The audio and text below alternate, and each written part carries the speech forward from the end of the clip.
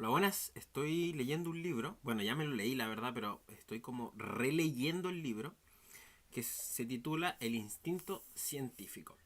Para mí, yo cuando vi este libro en venta, yo dije, este libro tiene que ser bueno, pero así de cabeza.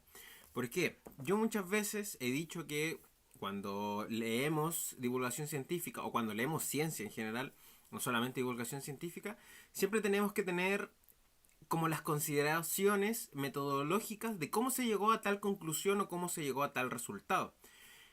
A lo que voy es que, por ejemplo, Isaac Newton es un personaje que hemos hablado eternamente en esta página. Aquí amamos a Newton. Pero, por ejemplo, ¿qué pasa si Isaac Newton hubiese toda su teoría o todo lo que él dijo, lo inventó? Supongamos que él no tomó de referencia a Kepler, no tomó ninguna referencia científica ni observacional, nada. Simplemente un día sí dijo, ya, yo creo que, pa. Y dio fórmula rara, supongamos. Y que justo estas teorías medias raras coincidieron, así como por arte de magia, esto es un hipotético, coincidieron como por arte de magia con las descripciones del universo. Y Isaac Newton nunca supo, ponte tú, que era un planeta, supongamos. La pregunta aquí es, ¿qué tan científico hubiese sido esta práctica detrás de todo? ¿Fue mera coincidencia o realmente fue un acto científico? ¿Qué es lo que nos importa a nosotros? Si es la práctica científica de la metodología, entre comillas, etcétera, o es la mera casualidad de encontrar como fenómenos naturales.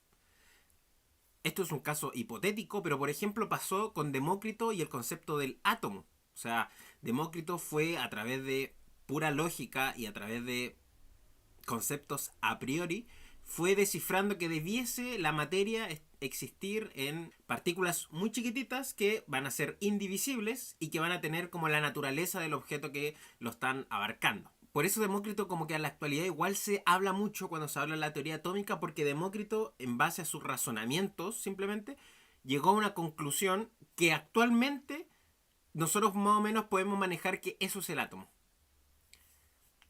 Aquí lo chistoso, y no sé si es chistoso, pero a mí me causa gracia, es que Demócrito no llegó de manera científica a la conclusión de que actualmente tenemos del átomo.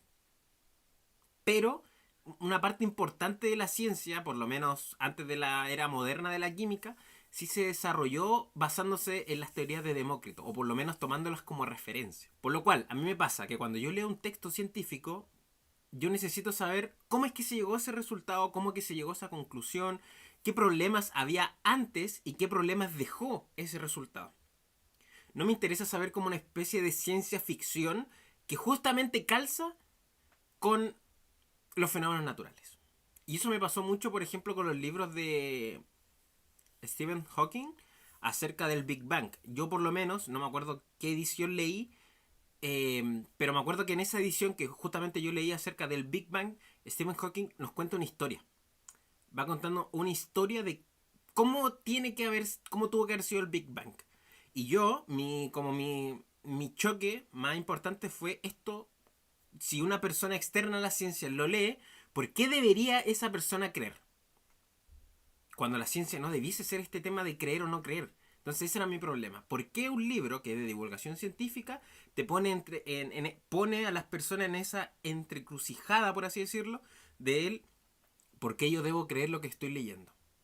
Y el tema está en que yo creo que los textos de divulgación científica debiesen o exponer de manera histórica los fenómenos naturales o ir explicando de a poco, como cuáles fueron los fenómenos previos a teorizar acerca de un concepto. Por lo tanto, para mí, este libro de Instinto Científico, yo dije, este libro es como el libro base fundamental para leer cualquier otro texto de ciencias. Porque yo primero tengo que entender, como persona digo, qué es el pensamiento científico, qué es hacer ciencia, qué es la ciencia. Antes de ponerme a aprenderme todas las estrellas del universo, aprenderme todas las constelaciones, aprenderme todas las galaxias, aprenderme todos los procesos históricos de la paleontología, antes de todo eso, yo tengo que entender qué es lo que estamos haciendo, qué es lo que hacen ciencia, por qué a las personas les gusta aprender acerca de cómo funciona una estrella, qué es una supernova, etcétera. Entonces, yo creo que hay una pregunta antes de empezar a hacer. Y claramente se puede hacer sin saber qué es lo que estamos haciendo, que es lo que hicieron muchos científicos en sus aportes a la ciencia, que quedaron como científicos, por así decirlo, menores, y que los grandes científicos que nosotros tenemos en la humanidad son personas que se pusieron a teorizar qué es lo que está pasando con este fenómeno. Por lo tanto, el instinto científico, en este libro, yo lo consideré una joyita de libro. Justamente por eso, porque para mí es fundamental, antes de cualquier cosa, preguntarse por qué hacemos lo que se hace, por qué consideramos verdadero lo que se está haciendo, o sea, por qué yo como persona natural considero que la luna es un satélite natural formado por bla bla bla y no considero que la luna es un dios que me está observando y que ciertos días aparece y que ciertos días no. ¿Por qué yo considero una hipótesis y otra la descarto inmediatamente? ¿Qué juego tiene que hacer mi trabajo en esas situaciones? Porque yo considero que la ciencia no se tiene que creer. La ciencia no es algo que debís haber un razonamiento lógico, por lo menos, detrás de cada fenómeno científico. Y eso es el instinto científico. Este capítulo tiene 1, 2, 3, 4, 5. Este capítulo tiene 5 capítulos, que para mí los 5 capítulos son buenísimos. No, muchas veces me pasa que cuando leo libros es como, ya, el primero está muy bueno porque es como la introducción, el segundo está muy malo, el tercero decente, el cuarto malo, y ya el último capítulo como que no me lo quiero ni leer porque como que, no sé, no me engancha. De hecho me pasó hace muy poco con un libro.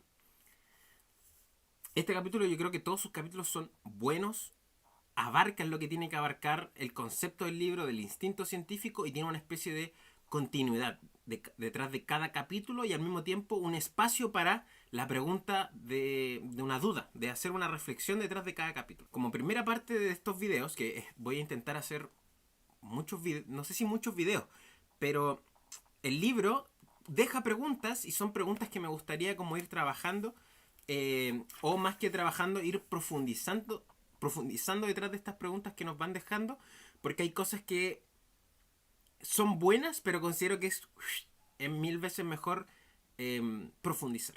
Bueno, en el capítulo 1, el autor... Hola, hola, yo sé que... Perdona que detenga el video aquí un segundo, pero me gustaría invitarte a que te suscribas al canal, que le des un buen like, que comentes qué te está pareciendo el video, que comentes qué cosa estás a favor, estás en contra, no te gustó lo que dije, etcétera. Que lo comentes, déjalo ahí. Fin de cuentas, en lo que se basa un poco mi canal es a través del diálogo, de intentar la reflexión, por lo menos conmigo mismo en este caso. Y yo eso lo puedo saber a través de tus interacciones, un like, una suscripción, un comentario. Así que te invito a seguirme y a comentar, tanto aquí en YouTube como en Instagram, perspectiva-molecular, donde estamos llegando a los 1000 seguidores aquí. Así que por favor, pásate por allá, donde estoy subiendo lo que estoy haciendo en el día a día. Andrés Gomberov, no sé si está bien dicho, pero el doctor Andrés lo que nos intenta explicar en el capítulo 1 es justamente el título del libro. ¿Qué es el instinto científico? ¿Dónde está explicado? ¿En qué áreas del conocimiento está? ¿Cómo se da el instinto? Donde llega a la conclusión un poco interesante. Para mí es sumamente interesante porque llega a la conclusión de que el instinto científico es algo propio del ser humano. Tal cual como lo es comer, tal cual como lo es dormir, tal cual como lo es la reproducción sexual en el ser humano. Todas esas bases que son propias del ser humano, el instinto científico también es propio del ser humano. Esto me pareció sumamente curioso porque yo, del conocimiento relacionado a neurociencias que yo sumo, y a un par de muchas clases de neurociencia evolutiva que he asistido, siempre se habla el mismo tema acerca de cómo nuestra especie, el motor como de todo el desarrollo, es la curiosidad. Cómo nuestra especie no privó de curiosidad, o no privó de la curiosidad a sus descendencias. Así como lo podemos ver en otros animales, donde si una cría intenta apartarse y probar otras cosas nuevas, ser regañado, por así decirlo, en nuestra especie, cuando empezó recién a evolucionar, pareciese ser que la exploración y la curiosidad en nuestra especie sí nos dio un rasgo evolutivo superior, por así decirlo, para poder sobrevivir. Que este instinto científico se intenta no solamente explicar a través de la ciencia, sino que hay trabajos de filosofía como Immanuel Kant o trabajos desde el psicoanálisis que hablan un poco acerca de todo este proceso de instinto científico. Aquí está uno de los primeros puntos que yo quiero ir trabajando, discutiendo con ustedes, que es acerca de lo que habla aquí el autor acerca de la religión. Nosotros ya hemos tenido como alcances con la religión en general, porque la verdad siento que hablar de religión en redes sociales es un tema muy delicado, porque las personas son muy delicadas. Y aparte porque hablar o escribir algo en redes sociales no tiene el mismo impacto que hablarlo con personas, porque no hay una repercusión directa de lo que estamos haciendo o no a las personas. Yo me acuerdo que un día hablé sobre Aristóteles y cómo varios teólogos, como Santo Tomás de Aquino, etcétera, tomaron ideas de los filósofos griegos para poder explicar los conceptos cristianos. Y me acuerdo que yo creo que me llegaron como unos 10 a 20 mensajes amenazándome de muerte. Personas que literalmente su mensaje era como, ojalá te mueras, bla, bla, bla, bla, bla, por hablar mal de Dios. Una cosa así. Claramente yo entiendo que son personas creyentes. Entonces yo dije, wow, qué brígido. Porque yo estaba dando como un hecho histórico, nomás ni siquiera estaba dando mi opinión acerca de la religión en nada. Estaba dando como un fenómeno histórico que se había dado. Fue súper brígido. Yo me acuerdo que tuve que bajar varios reels donde yo decía o comentaba esto. Claramente el video no lo bajé porque me esforcé caleta estudiando y leyendo el libro para dar ese hecho y no lo iba a bajar. Por lo tanto, no se habla mucho religión en este canal, pero en este libro lo primero que hace, de hecho, las primeras líneas del primer capítulo ya habla acerca de la religión. ¿Qué se nos habla acerca de la religión? Lo que se nos habla de la religión es acerca de cómo las religiones en general han intentado oponerse un poco a lo que uno podría considerarse los instintos más animales de nuestra especie. Entonces, por ejemplo, nosotros podemos redundar en varias religiones, no solamente en las más clásicas, pero en varias religiones, y podríamos ver que hay un comportamiento, por ejemplo, respecto a lo que es las relaciones sexuales. No hay algo más animalesco, no hay algo más primitivo en nosotros los seres vivos que es el querer reproducirnos.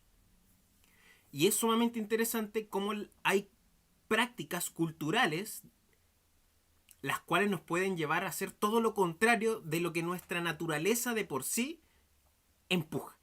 Y me surgen varios conceptos, porque más encima habíamos leído hace muy poco a Yuval Noah Harari en De animales a dioses, y ahí Yuval Noah Harari hace como un recuento histórico de nuestra especie y de cómo la religión, en base a su metodología de pensamiento, ha inhibido un poco lo que es el pensamiento crítico. Y esto tiene mucho sentido, más allá si uno acepta o no acepta lo que es la religión. Tiene todo el sentido del mundo porque, por ejemplo, las religiones en general siempre tienen una concepción de lo que es el universo. Y esa concepción del universo, si es que uno la quisiese criticar, uno tiene que usar el método científico o la intuición científica. ¿Cuál es el problema? En que las ciencias